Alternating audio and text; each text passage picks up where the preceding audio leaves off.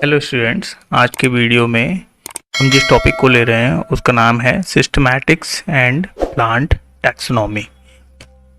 तो सबसे पहले हम इसमें समझ लेते हैं कि सिस्टमैटिक्स क्या होता है। सिस्टमैटिक जो वर्ड है वो एक ग्रीक वर्ड है और जिसका मतलब होता है ऑर्गेनाइज होल, यानी कि पूरी तरीके से किसी भी चीज़ को पूरी तरीके से ऑर्गेनाइज कर लेना ही हम सिस्टमैटिक समझते हैं। सिस्टमैटिक वर्ड को सबसे पहले कैरोलस लीनियस ने 1735 में दिया था और जिस बुक में इन्होंने दिया था उसका नाम था सिस्टमैटा नेचर।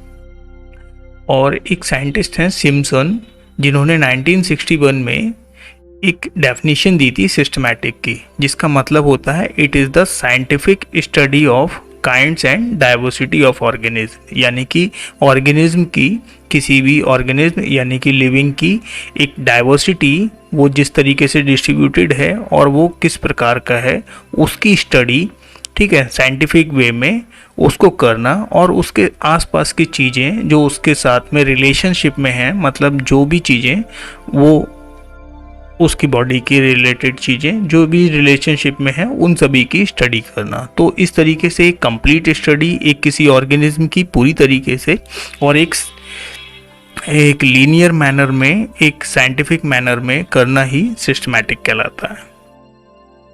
तो जो सिस्टमैटिक्स है उसका एम क्या है, यानी कि उसके उद्देश्य क्या है, क्यों करते हैं सिस्टमैटिक्स, ठीक है, क्या ज़रूरत है। तो it to inventory the world's kinds of organism, यानी कि दुनिया में जितने भी प्रकार के ऑर्गेनिज्म मिलते हैं, जैसे कि फ्लोरा और फौना। फ्लोरा प्लांट्स के लिए हम यूज़ करते हैं, ठीक है, और फौना हम एनिमल के केस में हम बोलते हैं, ठीक है। तो प्लांट्स की जब हम पूरी वेजिटेशन की बात करते हैं या एनिमल के हम पूरे जितने भी एनिमल प्रेजेंट हैं उन सब की बात करते हैं, तो नॉर्मली हम उनको फ्लोरा एंड फौना में यूज़ करते हैं।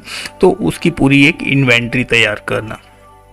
To provide method for identification and communication, identification के लिए मेथड प्रोवाइड करना और उस ऑर्गेनिज्म को कैसे कम्युनिकेट किया जाएगा उसके लिए पूरा मेथड प्रोवाइड करना। To provide the coherent and universal system of classification, एक इंक्रीजिंग एक वे में एक ग्रुपिंग जब हम करते हैं ऑर्गेनिज्म की, तो पूरे किसी एक पर्टिकुलर ऑर्गेनिज्म को जो हम क्लासीफाई करते हैं, क्लासीफाई का मतलब है कि बहुत सारे ऑर्गेनिज्म हैं, उसमें से हमने अलग अलग हमने ग्रुप्स बना दिए, ठीक है। तो वो ग्रुप्स किसी ना किसी कैरेक्टर के ऊपर बेस्ड होते हैं, कुछ ना कुछ उस तरीके का होता है, तो वो एक यूनिवर्सल सिस्टम डेवलप हो क्लासिफिकेशन का। ऐसा ना हो कि हमने यहाँ बना दिया और कोई और साइंटिस्ट कहीं और किसी और दूसरी तरीके से ग्रुपिंग कर रहा है। तो इस तरीके से एक प्रॉपर वे में सिस्टमैटिक के अकॉर्डिंग अगर हम लेके चलेंगे तो एक यूनिवर्सल सिस्टम क्लासिफिकेशन का डेवलप करें, उसको प्रोड्यूस करें, ठीक। नेक्स्ट है to demonstrate the evolutionary implication of biodiversity. Evolutionary का क्या मतलब है कि यहाँ पे हम एवोल्यूशन के वे में करें। देखिए, अर्थ का पहले ओरिजिन हुआ, फिर उस पर धीरे धीरे लाइफ डेवलप हुई, ठीक है, फिर वो लाइफ हायर एनिमल्स उससे फॉर्म्ड होते गए, ठीक है। तो इस तरीके से लाइफ का डेवलपमेंट हमें देखने को मिलता है अर्थ में। तो इसको हम बोलते हैं एवोल्यूशन। तो एवोल्यूशन के वे में ही हम सिस्टमैटिक को लेके चलें और जितनी भी बायोडाइवर्सिटी अभी करंट में प्रेजेंट है उसका हम एक एवोल्यूशनरी मॉडल हम उसको बनाएं। तो अब हम सिस्टमैटिक के बेसिक कंपोनेंट्स देख लेते हैं कि कौन कौन से सिस्टमैटिक के कंपोनेंट्स हैं। सबसे पहला है बायोडाइवर्सिटी। बायोडाइवर्सिटी में हम ऑर्गेनिज्म की नंबर और उसके प्रकार को हम जानते हैं। नेक्स्ट है टैक्सोनॉमी। टैक्सोनॉमी में मतलब हम उस ऑर्गेनिज्म को डिस्क्राइब करते हैं, उसकी नेमिंग करते हैं। तो ये पूरी जो साइंस आती है इसको हम टैक्सोनॉमी में देखते हैं। नेक्स्ट है क्लासिफिकेशन। क्लासिफिकेशन कहने को टैक्सोनॉमी का पार्ट है, लेकिन ये एक अलग तरीके से पूरा कंपोनेंट है। इसमें हम ऑर्गेनिज्म को क्लासीफाई करते हैं, उसको अलग अलग ग्रुप्स में डिवाइड करते हैं कि कौन कौन से ग्रुप में कौन सा ऑर्गेनिज्म फिट बैठेगा उसके कैरेक्टर्स के बेस पे। नेक्स्ट है नॉमेनक्लेचर। नॉमेनक्लेचर में हम उस ऑर्गेनिज्म का नाम डिसाइड करते हैं कि कौन सा उस क्या नाम होगा उसका और किस तरीके से उसका नाम रखा जाएगा। नेक्स्ट है बायोजियोग्राफी। बायोजियोग्राफी में हम ये देखते हैं कि ऑर्गेनिज्म कहाँ पे डिस्ट्रीब्यूटेड है, यानी कि वो कहाँ पर मिल रहा है।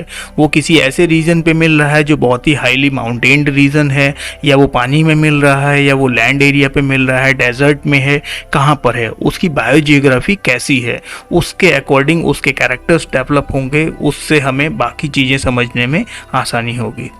नेक्स्ट आता है एवोल्यूशनरी सिस्टमैटिक। अब ये सिस्टमैटिक में एवोल्यूशन को हमने इम्प्लांट किया है, यानी कि हम एक फाइलोजेनेटिक रिलेशनशिप में हम उसको देखना चाह रहे हैं। ठीक है, सिस्टमैटिक मतलब कि उसकी स्टडी पूरी तरीके से, पूरे कंप्लीट स्टडी, और एवोल्यूशनरी का मतलब है कि उसमें हम एवोल्यूशन देखें, अर्थ में जिस तरीके से उस ऑर्गेनिज्म का इवॉल्व हुआ है, वो डेवलप हुआ है, उस पूरे को हम एक सिमिलर, एक टोटल ओवरऑल सिमिलैरिटी में हम उसको स्टडी करें। नेक्स्ट है फाइलोजेनेटिक्स। ठीक है, तो यहाँ पे भी फाइलोजेनेटिक वर्ड आया, यहाँ पे भी आया, लेकिन दोनों में थोड़ा सा डिफरेंस है। यहाँ पे हम उसका स्टडी, एवोल्यूशनरी स्टडी करेंगे और उससे आपस में उसका रिलेटेडनेस देखेंगे कि दूसरे ऑर्गेनिज्म से वो कैसे करके रिलेट कर रहा है। और रिलेशन के लिए हम पहले मॉर्फोलॉजिकल स्टडी करते हैं। मॉर्फोलॉजिकल का मतलब होता है कि हम उसको देख के पहचानेंगे कि इसमें और दूसरे ऑर्गेनिज्म में बेसिक क्या क्या डिफरेंस है। और अगर मॉर्फोलॉजिकल स्टडी में भी हम ज़्यादा डिटेल में नहीं पहुँच पाते हैं तो फिर हम उसके मॉलिक्यूलर लेवल पे, यानी कि उसके इंटरनल लेवल पे हम उसमें स्टडीज़ करते हैं और उस हिसाब से हम उसका एवोल्यूशनरी रिलेटेडनेस हम उसका बनाते हैं। तो फाइलोजेनेटिक्स में क्लैडोग्राम्स वगैरह ये सारी चीज़ें बनाई जाती हैं, तो उससे हम देख लेते हैं, समझ लेते हैं कि हाँ, इसमें आपस में क्या क्या रिलेशंस हैं। नेक्स्ट आता है टैक्सोनॉमिक कंपोनेंट। तो टैक्सोनॉमी जो टर्म है उसमें हम स्टडी करते हैं प्लांट के बारे में, उसको हम कैसे डिस्क्राइब करेंगे उसके लिए। तो उसके लिए हम यहाँ पे बहुत सारे कंपोनेंट्स हैं, बहुत सारे पॉइंट्स हैं। सबसे पहला आता है आइडेंटिफिकेशन। पहले हम प्लांट को लेंगे, उसके हम मॉर्फोलॉजिकल बेसिस पे, एनाटॉमिकल बेसिस पे या और किसी पॉइंट ऑफ व्यू से हम उसको आइडेंटिफाई करेंगे कि ये प्लांट कौन सा है, कहाँ का है, किस ग्रुप का है। उस तरीके से हम उसको पहले पहचानेंगे। सबसे पहले उसको पहचानना ही होता है। कोई भी ऑर्गेनिज्म है, सबसे पहले उसको हम पहचानेंगे कि समझेंगे कि ये क्या है। अगर ये पहले से जानता हुआ है तो हम ठीक है, नहीं जान रहे हैं उसको हम, और अर्थ पे हमने नया डिस्कवर्ड किया है तो हम उसको ही नेमिंग करते हैं, उसका नाम रखते हैं। ठीक है, तो सबसे पहले हमने उसको आइडेंटिफाई करने की कोशिश की। फिर हमने देखा कि उसका बेसिक डिफरेंट डिस्क्रिप्शन हमने उसका समझा। ठीक है, उसको हमने डिस्क्राइब किया अलग अलग लेवल पे, अलग अलग कैरेक्टर्स पे। डिस्क्राइब करने के लिए बॉटनी में हम सेमी टेक्निकल डिस्क्रिप्शन यूज़ करते हैं, सेमी टेक्निकल लैंग्वेज में यूज़ करते हैं। आधी साइंटिफिक लैंग्वेज होती है और आधी सिंपल लैंग्वेज होती है। उसमें हम देखते हैं उसका हैबिट, उसकी वेजिटेशन के कैरेक्टर, उसकी roots, stem, leaves, floral characters, inflorescence, flowers के बहुत सारे पार्ट, अलग अलग टाइप के कैरेक्टर्स होते हैं बॉटनी में। इसमें हम उसको डिटेल्स में पढ़ते हैं। नेक्स्ट आता है क्लासिफिकेशन। जब हम सारे कैरेक्टर्स को समझ लेते हैं तो हमें अब पता है कि उसका नाम क्या है, उसके कैरेक्टर्स समझ लिए। उसके कैरेक्टर्स के आधार पे ही हम उसको क्लासीफाई करते हैं कि हम उसको किस ग्रुप में रखेंगे, कहाँ पे हम उसको किस कैटेगरी में हम उसको रखेंगे। वो किसके बेसिस पे करेंगे, उन्हीं कैरेक्टर्स के बेसिस पे जो अभी हमने पीछे डिस्क्राइब किए हुए हैं। तो क्लासिफिकेशन में हम क्लासीफाई उसको तभी कर पाएंगे, किसी भी चीज़ को हम क्लासीफाई कभी करेंगे, उसका हम वर्गीकरण, जो हिंदी में बोलते हैं ना वर्गीकरण, अलग अलग ग्रुप्स में उसको हमें सेट करना है कि वो किस ग्रुप का मेंबर है।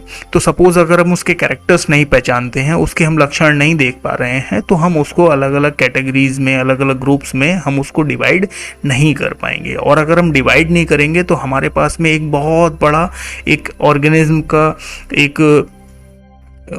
एक बड़ा ग्रुप ऐसा तैयार हो जाएगा अपने आप ही, जिसमें कि अनऑर्गेनाइज सारे होंगे। तो उनको पढ़ना, उनको समझना, उनको पहचानना बड़ा मुश्किल हो जाएगा। तो इसलिए हमें कैटेगरी में अलग अलग या ग्रुप्स में अलग अलग हमें उनको डिवाइड करना बहुत ज़रूरी हो जाता है।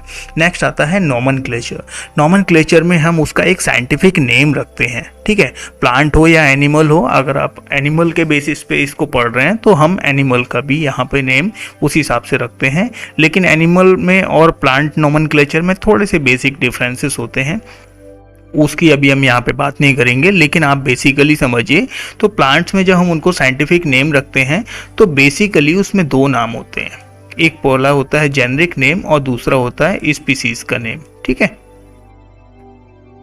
जेनरा और स्पीसीज इन दोनों को मिला के ही उसका एक साइंटिफिक नेम बनता है। साइंटिफिक नेम की ज़रूरत इसलिए पड़ी है क्योंकि हम जितना भी देखते हैं कि अलग अलग रीजन्स पे किसी चीज़ को अलग अलग नामों से बुलाया जाता है, तो एक कॉमन नेम हो जो पूरी दुनिया में पहचाना जाता हो और जिसको अगर हम लिखें तो हम समझ लें कि हाँ ये पर्टिकुलर प्लांट है या ये वही प्लांट है जिसकी हम बात कर रहे हैं, ठीक है। जैसे आपने देखा होगा ना, तो कांदा बोलते हैं, है ना, और इधर बोलते हैं प्याज बोलते हैं, तो अलग अलग रीजन पे अलग अलग बोलते हैं। तो ऐसे ही इंडिया में बहुत सारी डाइवर्सिटी है, वर्ल्ड में भी बहुत सारी डाइवर्सिटी है, लैंग्वेज के बेसिस पे है, रीजन के बेसिस पे है, रिलीजन के बेसिस पे है। तो उन सभी की वजह से हमें नॉमेनक्लेचर अलग अलग सभी जगह पे देखने को मिलता है।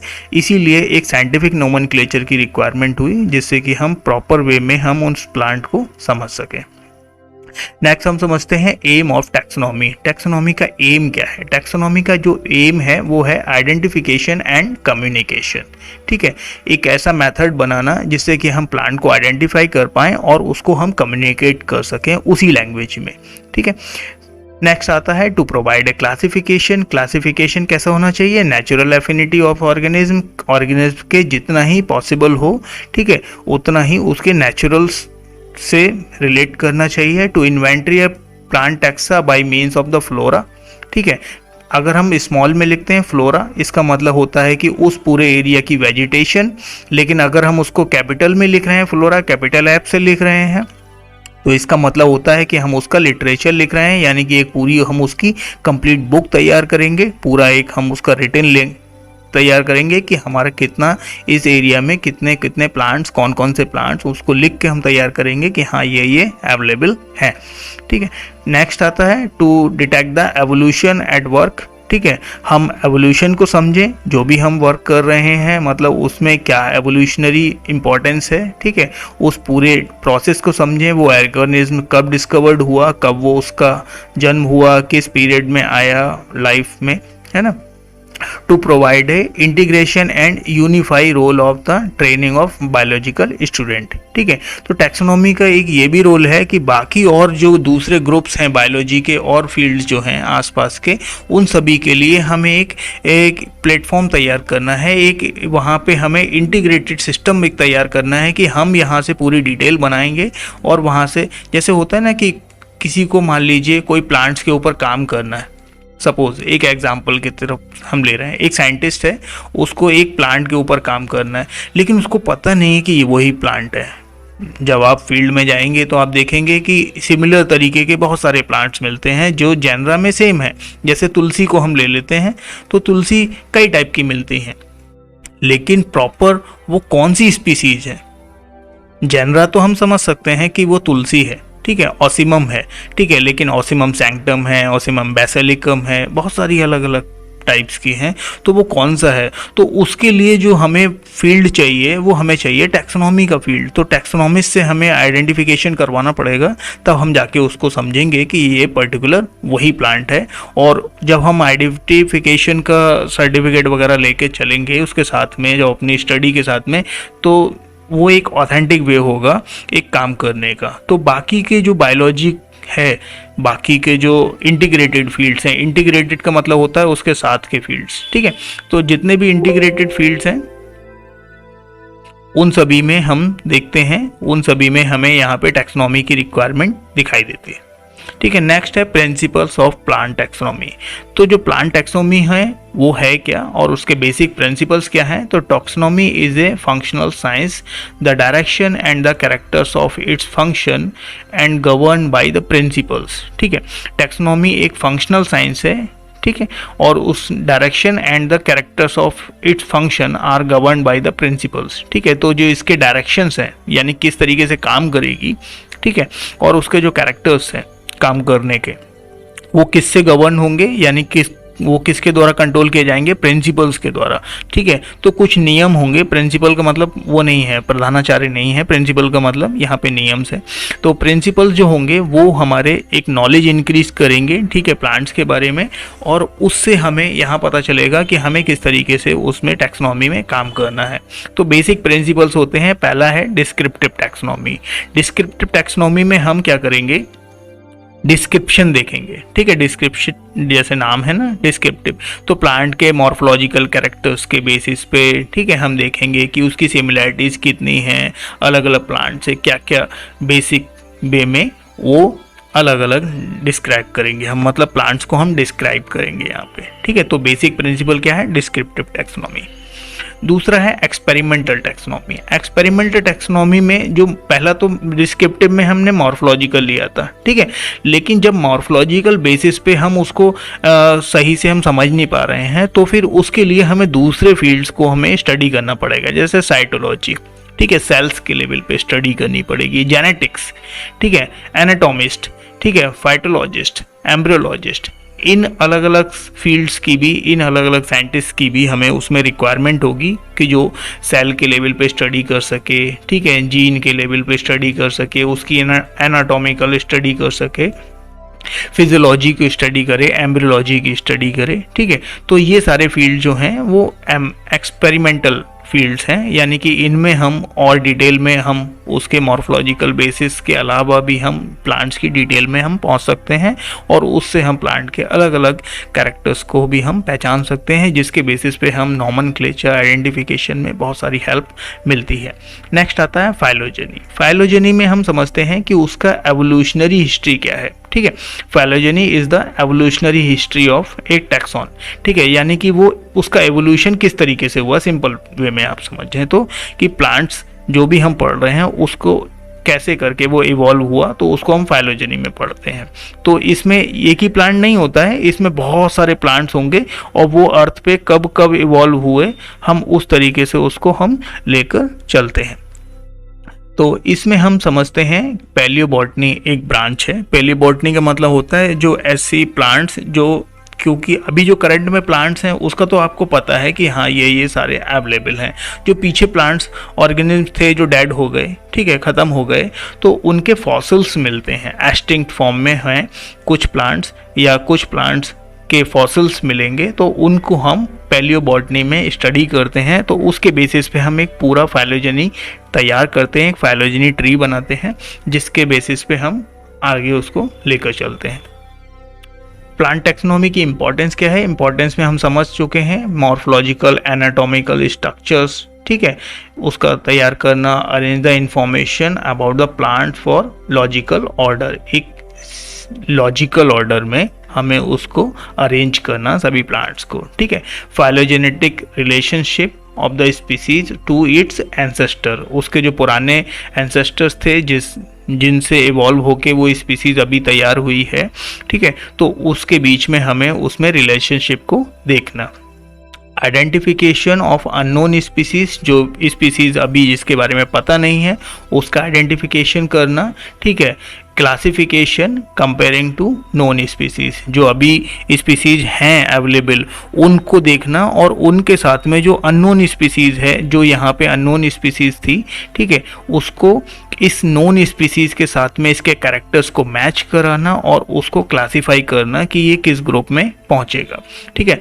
Systematic method can be use to analyse the genetic constituent, ठीक है, जेनेटिक लेवल पे भी हम उसकी स्टडी करते हैं, ठीक है, उससे हम उसको एनालाइज कर लेते हैं। To use the scientific name of any species, ठीक है, उसका साइंटिफिक नेम बनाना, ठीक है, consistently around the world to prevent the confusion, ठीक है, पूरे वर्ल्ड में एक ही नेम होना चाहिए ताकि उसमें किसी प्लांट को आइडेंटिफाई करने में, या किसी को हम कह रहे हैं कि ये प्लांट ये है, कोई और साइंटिस्ट ने उसका कुछ और नाम रख दिया, वो कह रहा है कि नहीं ये है, तो ऐसा कन्फ्यूज़न होता है। फिर कहीं एक वर्ल्ड लेवल पे हमने कोई स्टडी करी या हमने उसके ऊपर कोई काम किया, हमने उसमें बहुत अच्छी कोई चीज़ बता दी, लेकिन उसका नाम हमने कुछ और रखा हुआ है, किसी और साइंटिस्ट को दुनिया कुछ और नाम से जान रही है, तो क्या वो स्टडी कभी आगे हेल्पफुल हो पाएगी? कभी नहीं हो पाएगी। इसीलिए उसका एक नेम होना चाहिए, एक सिंगल नेम होना चाहिए, जिससे कि पूरी दुनिया में उसको एक नाम से पहचाना जाए और उससे ही हम उसको पहचाने।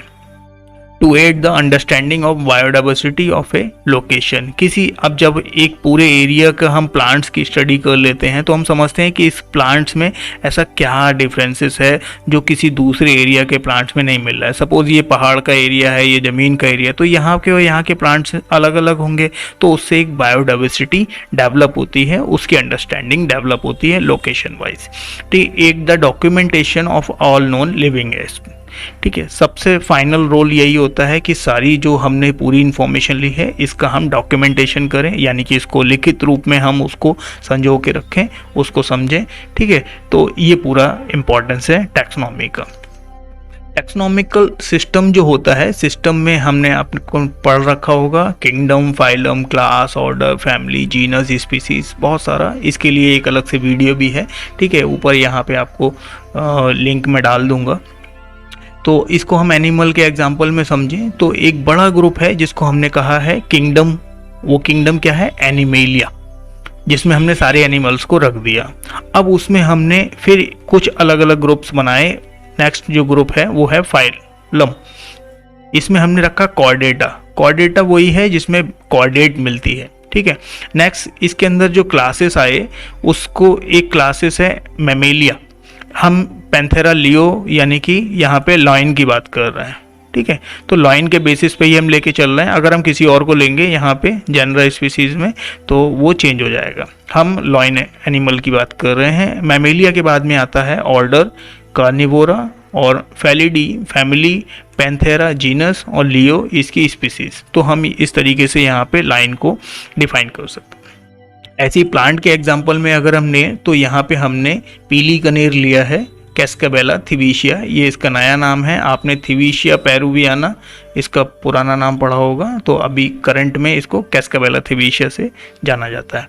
प्लांटी, प्लांटी के बाद में जो फाइलम आता है एंजियोस्पर्म, क्लास है डाइकोटिलिडन्स, ऑर्डर है जेंटियनेल्स, फैमिली है एपोसाइनेसी और जीनस कैस्काबेला, स्पीसीज थिविशिया।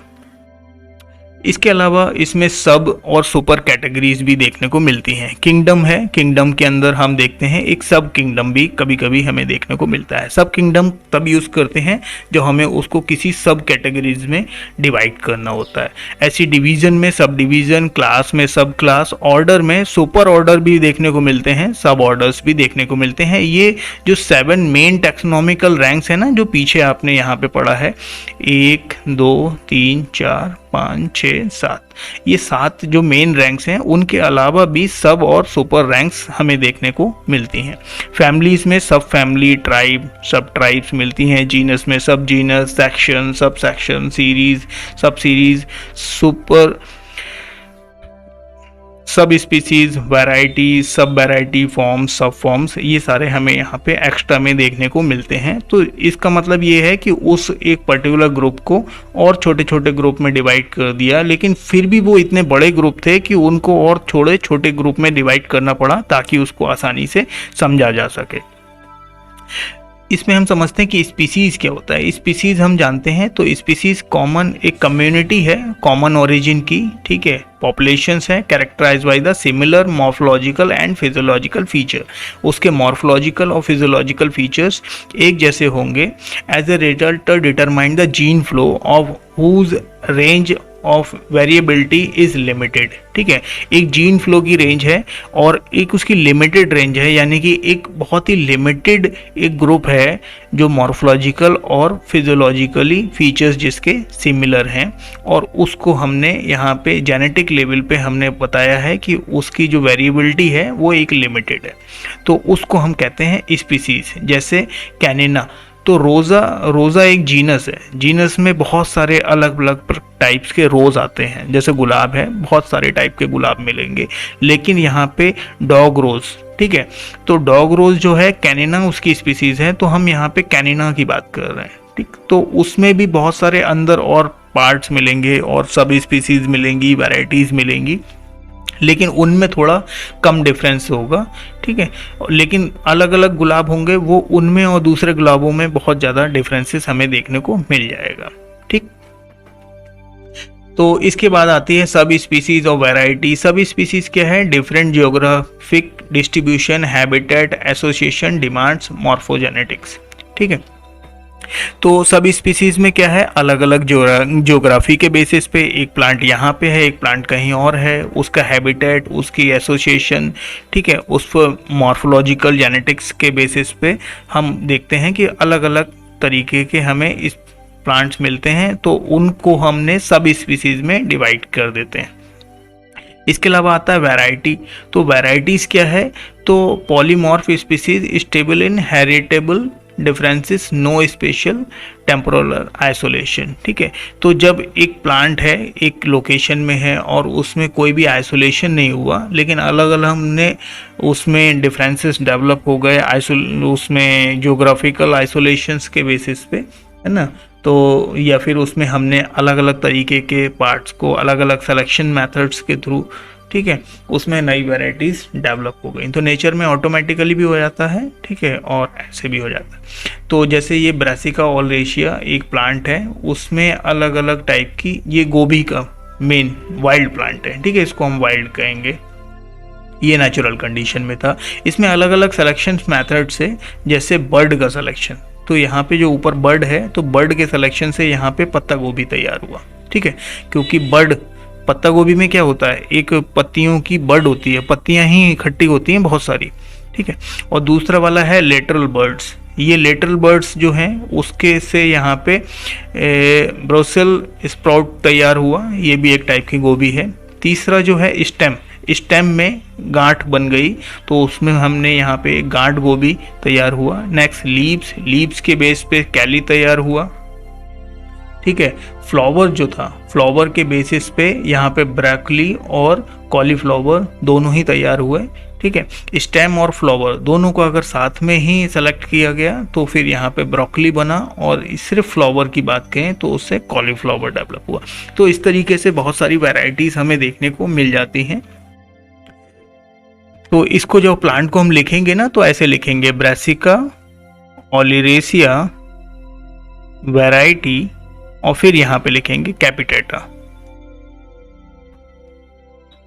ठीक है। तो इसका नाम इस तरीके से हो जाएगा। फिर आता है नेक्स्ट फॉर्म।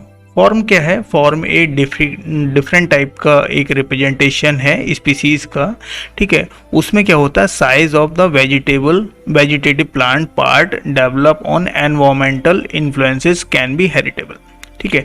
हेरिटेबल मतलब कि वो नेक्स्ट जनरेशन में उसका ट्रांसफ़र हो गया है, ठीक है। तो इसमें क्या है, बेसिक थोड़े थोड़े डिफरेंसेस होंगे, कैरेक्टर्स के बेसिस पे डिफरेंसेस होंगे, प्लांट के माइन्यूट डिफरेंसेस होंगे, बहुत ज़्यादा नहीं होंगे। तो उसको यहाँ पे हम फॉर्मा बोलते हैं। फॉर्मा को हम स्मॉल एफ से डिनोट करते हैं, फॉर्म भी बोलते हैं, ठीक है।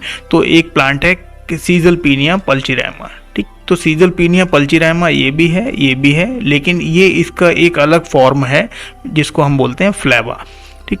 तो इसको जो हम बोलेंगे तो सीजलपीनिया पल्चीरामा बोलेंगे, और इसको जो हम बात करेंगे तो सीजलपीनिया पल्चीरामा एफ फ्लेवा। नेक्स्ट आता है कल्टीवर।